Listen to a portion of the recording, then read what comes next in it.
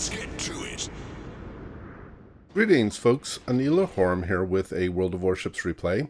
This is Stampz in the Tier 8 Royal Navy Light Cruiser, HMS Edinburgh, and I apologize in advance if I'm mispronouncing his username. We are in a domination match on Neighbors. Stampz is top tier, which is always nice as a Tier 8 ship, and again is hopefully a reflection of some improved matchmaking for Tier 8 ships as of 0.7.11.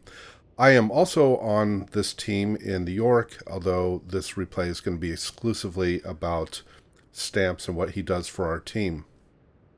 I don't have the ship upgrades or commander skills for Stampz Edinburgh, although based on what we can tell from the heads-up display as well as his consumables, he has at least Concealment Expert and Superintendent, which are two very commonly taken skills for Royal Navy light cruisers. This is going to be a very stressful match for Stampz, especially late in the game, and he's really going to show off how he keeps his cool throughout the entire match and helps our team a tremendous amount. There's also an opposing Helena that I want to call out here, T-Berg 3333. He is also going to have a very good game for his team. Unfortunately, I don't have his replay here. It would have made for a very interesting sort of comparison to do something a little bit like the style of the division replays I've been doing, but something where you're actually contrasting two opposing ships in the same game and see how they each contribute to the team and how they end up influencing each other. So getting to the gameplay, Stampz has moved here to the Bravo Cap to support his couple of destroyers that have come here, putting some fire on an opposing destroyer that's tucked into that corner that's on the east side of Bravo. It's a very common camping spot because it is quite protected. And he's going to just sort of scope things out, try to make sure that he's got decent support for his destroyers here. The one thing he has to be a little bit careful of, obviously, is torpedo sends. The smoke screens are basically advertisements for torpedoes, although the two destroyers that are in front of him certainly are going to detect the torpedoes well in advance of them threatening Stampz here. Our team also has a presence at Charlie, but we can now see that there's an opposing destroyer that's just showed up. I'm guessing these guys are proximity spotting each other, given how closely they are located on the minimap. And the opposing team is in Alpha with no Allied destroyer opposing that cap at this point. The Allied, I think that's a Jervis that's on the north side of Alpha, is not moved into the cap. So we're kind of in a little bit of a stalemate here at Bravo with things just kind of locked down. You can see, actually that's myself pinging on the map because we have a couple of ships, including one that I think is AFK, that has kind of just stalled there on quite far from any caps and being able to support things well. Here, Stampz is going to smoke up and put some fire into the Charlie cap to support his Allied destroyer that's there. My position is actually on the northwest side of Charlie. I had also been looking to support the destroyer, but I became quickly the focus of the opposing Massachusetts, which has moved into Charlie, and now we have just lost our Sims that was in the Charlie cap, so now there is no destroyer to oppose the Charlie cap, and the opposing team actually has quite a strong force there on the at Charlie. The opposing destroyer that was in Bravo has been pushed out, and so now we are getting the Bravo cap uncontested. And so it looks like we are going to get that cap. Our allied Massachusetts does take down the destroyer that was at Bravo, and so we should be able to lock up Bravo here pretty well. The opposing team is also quite strong at Alpha, and so our team, which is our two allies that are at the Alpha cap, are going to need to retreat because they just don't have the firepower to hold off the group there. Stampz is working here from his smoke screen to put some fire onto these ships that are in Charlie, but now because we lost the destroyer, we have very limited spotting to be able to shoot into on the ships that are in that cap.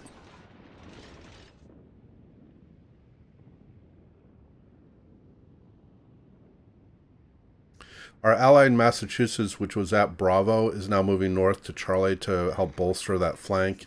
That's actually a good call here because the majority of the rest of our team is here at Charlie. And if we can get Charlie locked down and then help defend Bravo, that can help us tactically a great deal. We are down by 1 ship at this point, and we only hold 1 cap to the opposing team's 2. So we do have a fairly substantial point deficit at this time. Now, the allied Massachusetts, it is good that he's pushing in here to provide some support. He can't see the opposing Cossack that was in Charlie.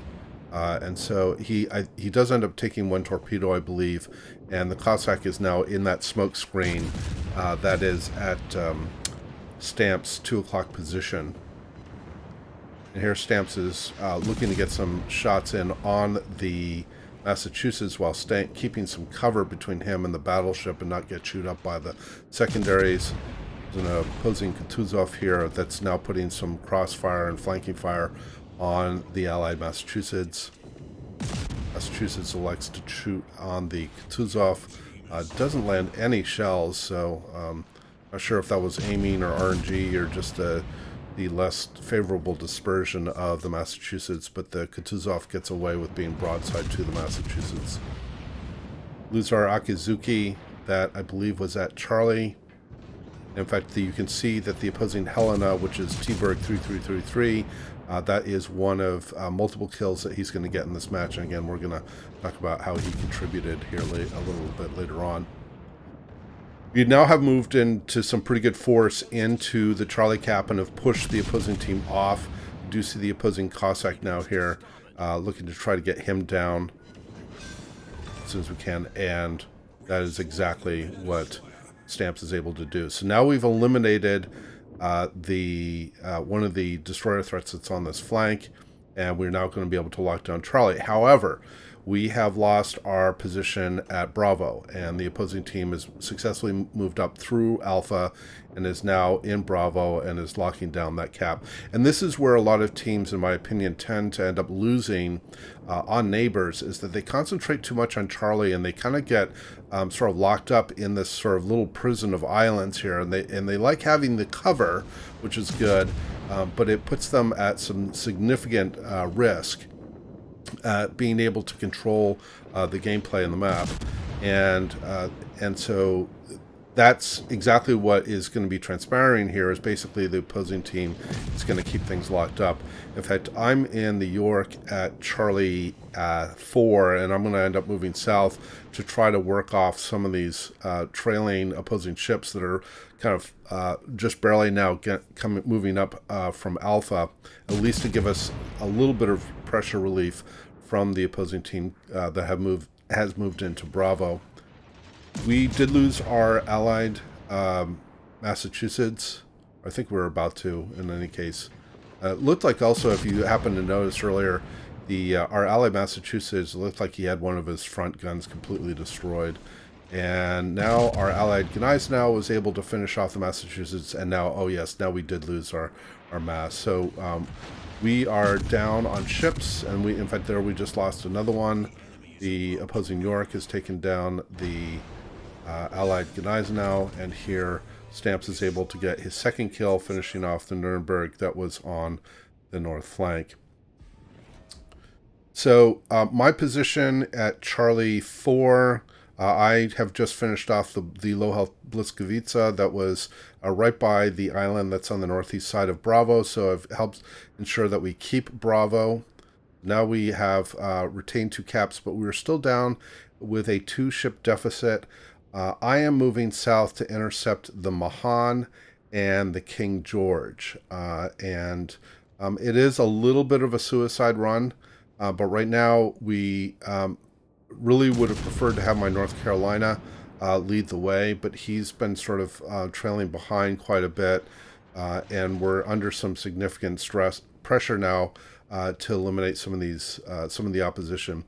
The opposing Mahan has just become undetected. He's gone into smoke, but I had just gotten a fire on him that is going to finish him off here in just a moment. And then I'm going to send a torpedo spread on the King George, who's on that island that's on the sort of the far west side of the map. And he's not going to be able to avoid those torpedoes, and I'll be able to take him down as well. Here, Stampz has moved back into Charlie after having taken out the Nuremberg. He has most of his health, and he's going to have 3 more repair parties available to him. There, you saw that I just finished off the Mahan, and the King George finished me off, but then I get a near devastating strike on the opposing King George and finish him off. So that definitely helps in terms of our ship count situation. We're now down only by 1 ship. But our positioning here to be able to support these, what we do hold, is very limited. The North Carolina is quite far on the west side. Presumably he does have some shots in on the ships that's in Bravo. Try to include that's the Helena. Here the North Carolina finishes off the opposing York. Then T-Berg 3333, which is in the Helena, gets another one of his kills and finishes off the North Carolina. So it's a 2-on-3 situation, including with 2 cruisers on the Allied team, including Stampz, and he is about to face up against a full health North Carolina. Now you can probably guess that if I've got a replay of this player and what he does for our team, you can kind of guess where this is going to end up going. But how he does this is very impressive. So he's the only other Allied ship that we have here, which is the Alba, is on his starboard side, and the Alba is going to be fully exposed to the North Carolina. Now he's going to wait till the North Carolina fires on the Alba before he comes out to engage the North Carolina, because he wants to be in a position that he can torpedo him. There's the salvo from the North Carolina. Now he makes his advance. And one set of torpedoes. And now he's going to turn away. Now the North Carolina can easily overmatch any angling he's offering, other than maybe his side belt, but certainly his bouncer can be overmatched. Here, Stampz is elected to fire on T-Berg 333 in the Helena. The North Carolina takes all 3 torpedoes, and Stampz is able to get his other set of torpedoes off on the North Carolina, and he's dropped smoke to get into concealment, and he is able to get another 2 torpedoes on the North Carolina with flooding, and in fact his secondaries have set a fire. They've set 2 fires on the North Carolina. So Stampz has done an amazing job here to finish off the North Carolina. It's a 2-on-1 situation, but the opposing team has a huge point advantage. Here is T-Berg, quadruple 3. And what the other Allied cruiser, the Kutuzov, should be doing at this point, well, hindsight's always 20/20, but what he probably should really be doing at this point is just running, because there isn't enough time for us to take all the caps and try to recover, or at least it would be very close. And the better thing to do would be for the opposing team to fall back and just focus on, as a team, on Stampz if he attempted to contest Bravo. But right now what's happening is they're going to end up engaging him more or less on a 1-on-1 basis, which gives Stampz a better chance to be able to defeat these 2 opposing cruisers. We move back down south here to re-engage the Helena. He knows that he's got a significant health advantage over the Helena, so what he wants to do is that when he engages him, he wants to engage him on terms that are as brief as possible, because he doesn't want to be exposed to these 15 guns for an extended period, because the Helena can do a number on Stampz here quite quickly. But what Stampz wants to do is he wants to He knows that the Helena is quite low on health, and that he isn't going to need much in the way of damage done to do much damage to finish off the Helena. So he wants to minimize the amount of time that he's exposed to the Helena. So he minimizes the amount of damage that he takes in return. He's getting detected by the plane that the Helena is going to get put up, and he's going to end up shooting down that plane. Now you can see that Stampz is being targeted by both of the opposing destroyers. There's some fire that's coming in from the opposing cruisers. There's some fire that's coming in from the opposing Kutuzov. There, he shoots down the plane. Stampz has shot it down, and now he's being lit up by Hydro. He puts up his Hydro to detect the Helena. The Helena, again, only has a little more than 3,000 hit points, which isn't going to take too much to be able to finish him off.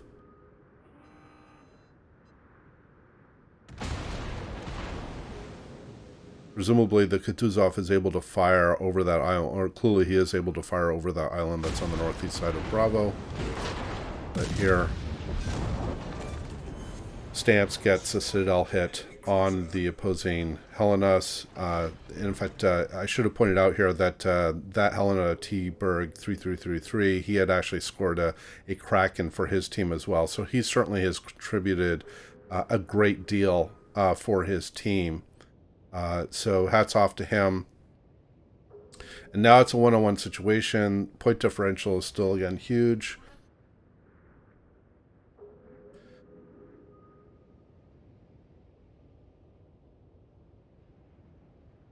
But the Kutuzov is likely stuck around too closely, so that once Stampz clears this island, he's going to be able to detect the Kutuzov and is going to be able to sink him.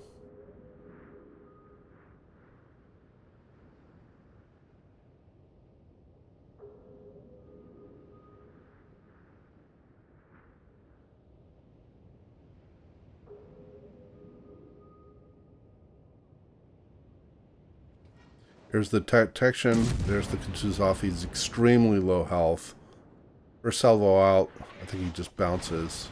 Yes. And then the next salvo out, he is going to land true.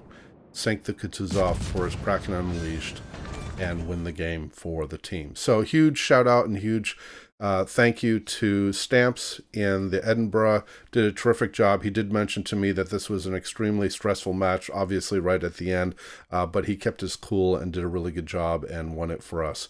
So thank you very much to him. So I hope you enjoyed the replay and the commentary. Please do leave your comments below. And as always, we hope to see you out there, and we wish you happy sailing.